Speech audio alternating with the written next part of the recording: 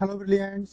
अब तक हमने किया कॉन्ग्रुएंस रूल के अंदर triple S congruency rule, side angle side congruence rule, double A S congruence rule, angle angle side congruence rule and now we are going to do angle side angle congruence rule.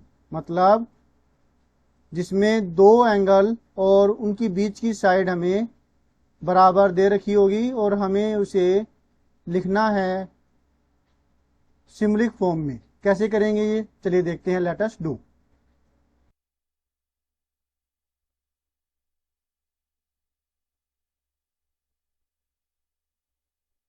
तो इसके लिए आपको दो triangle दे रखे होंगे।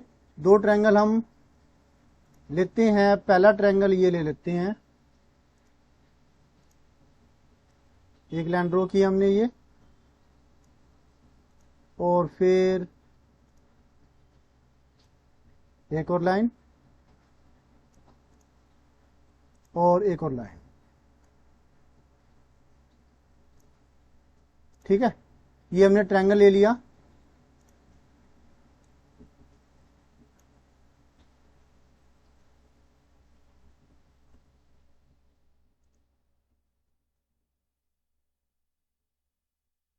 इसे किसी और शेप में देते हैं ऐसे।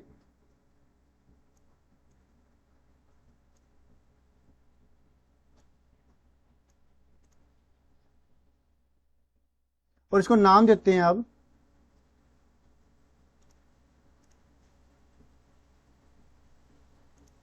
इसको नाम दिया हमने पी टी ओ, नहीं देते पीटीएम।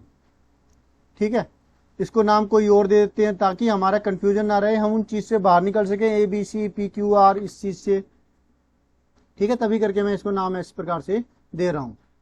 इसका नाम दे दिया एल एस। कोई भी नाम दे सकते हैं अपनी तरफ से, लेकिन अगर आपको मिला हुआ है नाम कोई तो आपको वही लेना पड़ेगा। L S Q. ओके। अब अगर इसमें ये वाला एंगल इसके इस वाले एंगल के बराबर गिवन है और जो ये वाला एंगल है ये बराबर दिया हुआ है इस वाले एंगल के, इसके लिए निशान लगाए जाते हैं। इसे एक ये लगा दिया तो एक ये वाला लगा दिया। दूसरे के ऊपर कुछ इस प्रकार से डबल बार लगाते हैं।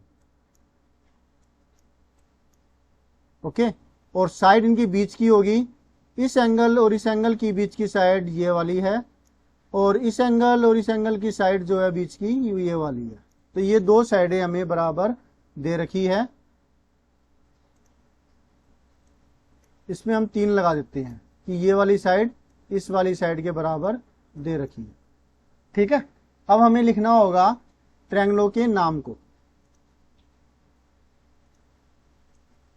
इन ट्रायंगल PTM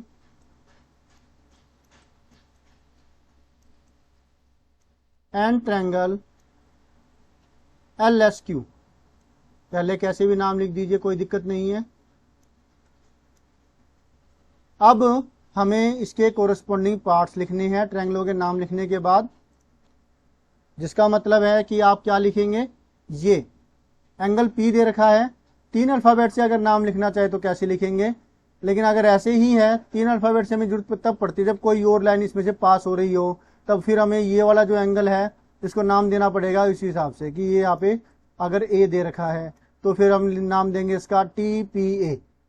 लेकिन अगर इस प्रकार से है तो आप एक अल्फाबेट से भी काम चला सकते हैं, लेकिन मैं 3 अल्फाबेट से ही लिखूंगा ताकि आपको अच्छे से समझ में आए कि अगर 3 अल्फाबेट से जरूरत पड़े तो आप इसको कैसे लिखेंगे। तो ये वाला एंगल है, एंगल दे रखा है TPM, एंगल TPM बराबर है इस वाले एंगल के QSL के। और इनको तो 1 2 लिखकर भी डिस्क्राइब कर देते हैं। जैसे ये 1 लिख दिया, यहाँ पे 2 तो लिख देंगे कि एंगल 1 बराबर है एंगल 2 के, तो ऐसे भी लिख देते हैं, ये आसान रहता है। ठीक है, आप ऐसा भी कर सकते हैं। यहां लिखेंगे गिवन।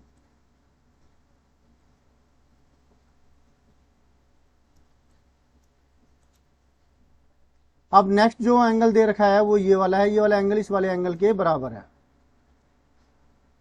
इसका नाम होगा एम टी पी। जिस पर बना हुआ है वो बीच में आना चाहिए, एम टी पर बना हुआ तो टी बीच में, और एम और पी दोनों अगल बगल। इसी प्रकार से यहां पर भी जो ये वाला एंगल है, ये वाला, ये बीच में होना चाहिए पॉइंट एल, बाकी दोनों पॉइंट अगल बगल, एस से एल क्यू।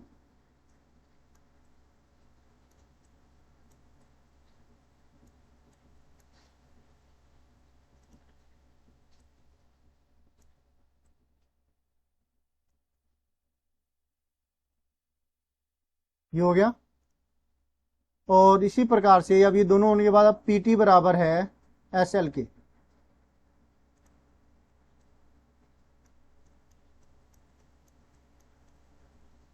तो अब आप देख रहे हैं इन दो एंगल और उनकी बीच की साइड, इन दो एंगल और उनकी बीच की साइड के बराबर है, तो जिसकी वजह से क्या हुआ, ये दोनों ट्रायंगल कोंग्रेंट हो गए। इसका जो कारण है वो आपको लिखना होगा, और वो कारण है कोंग्रेंस रूल। कौन सा कोंग्रेंस रूल?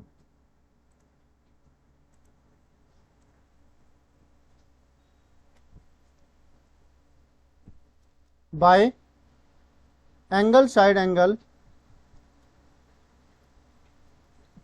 कोंग्रेंस रूल, इस कोंग्रेंस रूल से।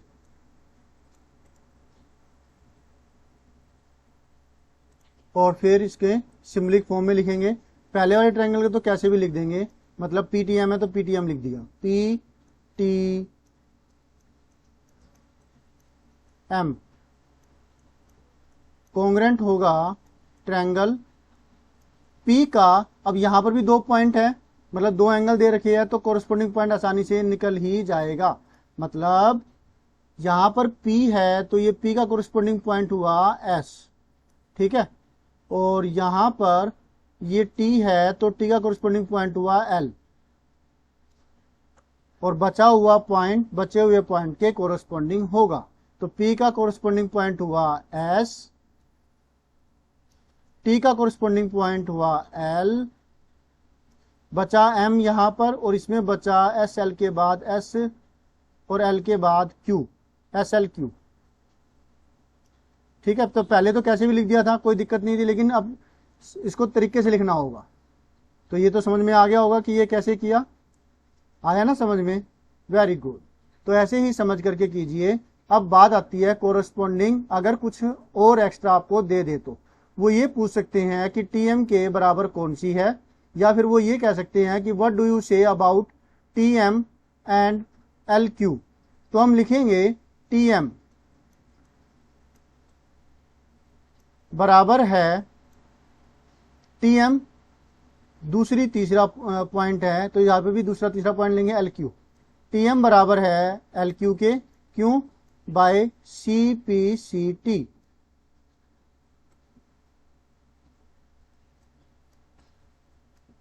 Corresponding parts of congruent triangles, ये चीज होती है। इसी तरीके से कोई भी साइड आप निकाल सकते हैं किसकी कोरस्पोंडिंग कौन सी है, अगर दी हुई नहीं है तो होप सो आपको ये समझ में आ गया होगा एंगल साइड एंगल और जो एंगल साइड में क्या फर्क है। एंगल साइड एंगल के अंदर साइड दोनों एंगलों के बीच की होगी, जो कि यहाँ पे है, और अगर एंगल साइड कोंग्रेंस रूल है तो वो वहां लागू होगा कि ये दोनों एंगल दे रखे हैं। अब इन दो एंगलों को से बनने वाली लाइन पीटी को छोड़ के कोई भी कोई और साइड दे रखी हो, चाहे वो ये वाली साइड दे रखी हो, चाहे वो ये वाली साइड दे रखी हो, दूसरे के भी इसी प्रकार से बीच में ना दे करके, चाहे ये वाली साइड दे रखी हो, चाहे ये वाली साइड के बराबर दे रखी हो, तो वहां जो इस्तेमाल होगा वो होगा एंगल साइड कोंग्रेंस रूल। तो मिलते हैं नेक्स्ट वीडियो में, जिसमें हम करेंगे नेक्स्ट इसी तरीके का एक और पार्ट रह गया, RHS, right hypotenuse side congruence rule, वो समझेंगे, वो करेंगे। मिलते हैं नेक्स्ट वीडियो में, बाय।